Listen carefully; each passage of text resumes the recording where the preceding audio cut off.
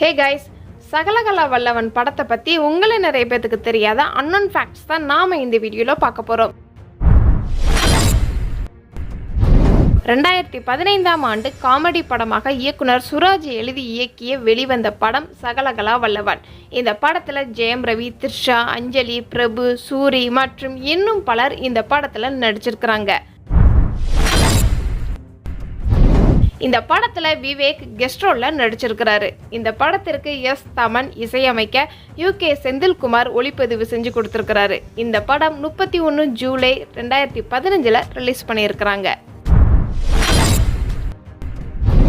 இந்த படத்தில் திவ்யாங்கிற ரோலுக்கு ஃபஸ்ட்டு காஜல் அகர்வாலை தான் அப்ரோச் பண்ணியிருக்கிறாங்க. அவங்க ஒரு சில காரணத்தினால இந்த படத்தில் நடிக்க முடியாமல் போனதுனால இந்த கதை அப்படியே த்ரிஷா கிட்ட போயிருக்குது. அவங்களுக்கு இந்த கதை ரொம்ப பிடிச்சி போய் இந்த படத்துக்கு ஓகே சொல்லியிருக்கிறாங்க. அதுக்கப்புறம் தான் இந்த படத்தில் ஜெயம் ரவிக்கு ஜோடியாக த்ரிஷா கமிட் ஆகியிருக்கிறாங்க.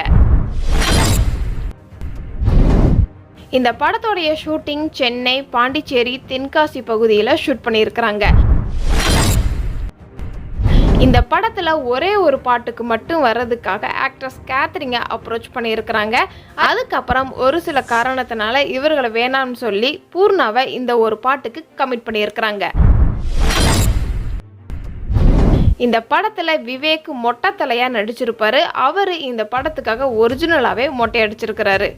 பாஸ் என்கிற பாஸ்கரன் படத்தில் சந்தானம் ஒரு டயலாக் சொல்லியிருப்பார். நீ என்ன பெரிய அப்பாட்டாக்கரான்னு பேசுகிற டயலாக்ல இன்ஸ்பயர் ஆகி இந்த படத்துடைய டைட்டில் ஆரம்பத்தில் அப்பாட்டாக்கர்னு டைட்டில் செலக்ட் பண்ணியிருக்கிறாங்க.